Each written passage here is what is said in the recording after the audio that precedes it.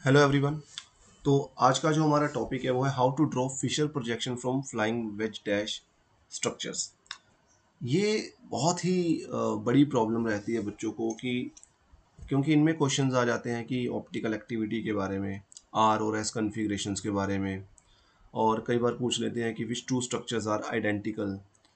तो वो तो चलिए बाद में हम अगली वीडियो में ज़रूर डिस्कस करेंगे कि आर और एस कैसे लगाएंगे हम यहाँ पे।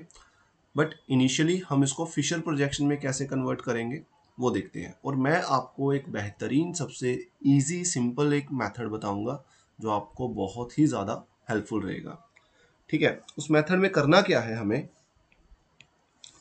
सबसे पहले जो हमें फॉर्मूला गिवन है, ठीक है ना, हम उसको बहुत अच्छे से ध्यान से देखेंगे कि कौन सा प्लेन के ऊपर है एटम, कौन सा आउट ऑफ प्लेन है। ठीक है, इन सब चीज़ों को अच्छे से देखेंगे।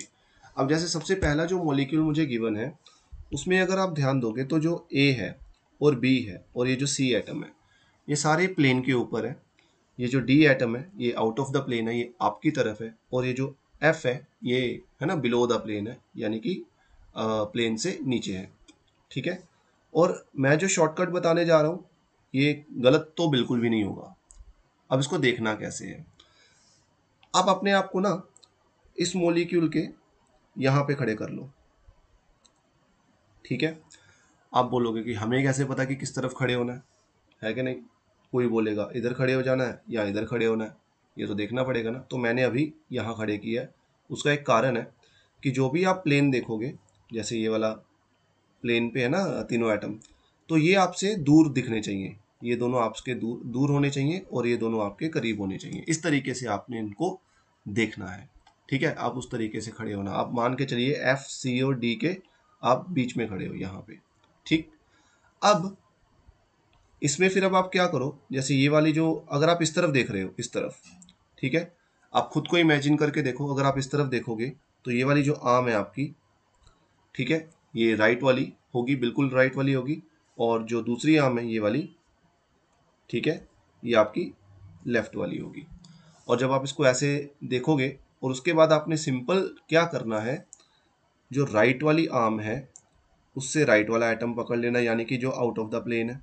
और जो लेफ्ट वाली आर्म है उससे लेफ्ट वाला एटम पकड़ लेना है, ऑब्वियसली जो बिलो द प्लेन है।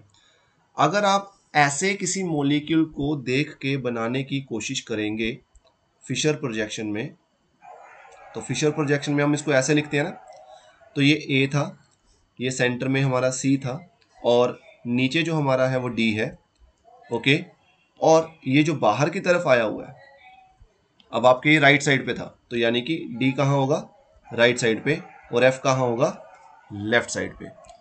आपके टीचर्स ने आपको आर और एस निकालना अगर नहीं सिखाया तो वह मैं ज़रूर सिखाऊंगा, बट अभी के लिए आपको इसको जानना है कि फिशर में कैसे लिखना है। सो ये आपको मेथड समझ आ गया होगा। अब अगर मैं आपको बोलूं कि इस मॉलिक्यूल को फिशर प्रोजेक्शन में लिखिए, तो यहाँ पे आप वीडियो को पॉज करिए, खुद लिखने की कोशिश करिए, खुद देखिए कि पहले आप कहाँ खड़े होंगे और उसके बाद ही आप इसको ड्रॉ करना। तो पहले आप वीडियो पॉज कर लीजिए। ठीक है, तो जिस तरीके से अगर आपने इसको बनाने की कोशिश करी होगी, तो जैसे ये तीन जो एटम्स हैं ये तीनों एटम प्लेन पे हैं, तो आपको पता है जो प्लेन पे है इनको आपको वर्टिकल लाइन में लिखना है। ठीक, अब आपको ये जज करना था कि डी कहाँ होगा और एफ कहाँ होगा। मैंने आपको बोला था जो ये प्लेन पे हैं ये आपसे दूर दिखने चाहिए, यानी कि आपको इस बार खड़े किस तरफ होना है, बिल्कुल सही, राइट साइड पे। और अगर आप इस तरफ देख रहे हो, अगर आप इस तरफ देख रहे हो तो आपको पता है कि ये वाली जो आपकी आर्म थी वो बिलो द प्लेन है, ठीक है, और ये वाली जो आर्म है वो आउट ऑफ द प्लेन है। तो आउट ऑफ द प्लेन वाले से आपको out of the plane atom पकड़ना है, और जो बिलो है उसको बिलो वाले को पकड़ लेना है। अब आप देखिए राइट आर्म आपकी कौन सी है, डॉटेड या जो वेज वाली है, तो बिल्कुल डैश वाली है। तो डैश वाली जो डॉटेड है वो राइट आर्म है, तो आप एफ कहाँ लिखोगे, राइट पे, और डी कहाँ लिखेंगे, लेफ्ट पे। ठीक है, चलिए ये तो आपको अच्छे से समझ आ ही गया होगा। अब हम इस प्रॉब्लम को एक अलग लेवल पे लेके चलते हैं जहां हमें कुछ इस तरीके का मॉलिक्यूल गिवन होगा और इस तरीके के मॉलिक्यूल में हमने फिशर प्रोजेक्शन लगानी है। तो सबसे पहले मुझे पता है कि फिशर प्रोजेक्शन में यहाँ पे 2 कार्बन है, ठीक है, जो कायरल है, तो मैं इसको कैसे करूँगा, ठीक। अब इसको करने के लिए हम क्या करेंगे, सबसे पहले आप यहाँ पे फिर से वही चीज़ देखिए कि ये अगर इस तरफ है तो आपको खड़े कहाँ होना है, आपको खड़े इस तरफ होना है, ठीक है।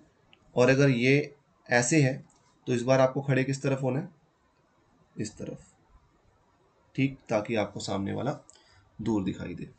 तो आपको पता है जब आप राइट साइड पे खड़े हो इस तरफ देखोगे, ठीक, तो ये वाली आर्म आपकी राइट है और ये वाली लेफ्ट है और ये बाहर की तरफ है। तो इससे आपने हाइड्रोजन पकड़ना है और राइट वाली से आपने OH पकड़ना है।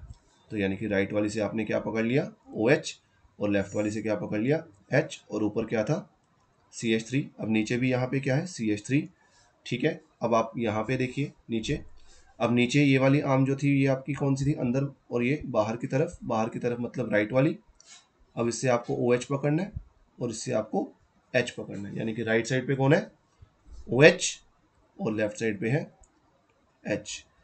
तो आई होप ये मेथड आपको बहुत ही ज़्यादा हेल्पफुल रहा होगा। अगर आपको ये मेथड हेल्पफुल रहा है और आप ऐसे ही वीडियोस और चाहते हैं तो इसको ज़रूर लाइक करिए, शेयर करिए, सब्सक्राइब करिए चैनल को, और ऐसे ही वीडियोस फिर मैं आपको आपके लिए लेके आता रहूँगा। Thank you for watching. Thank you.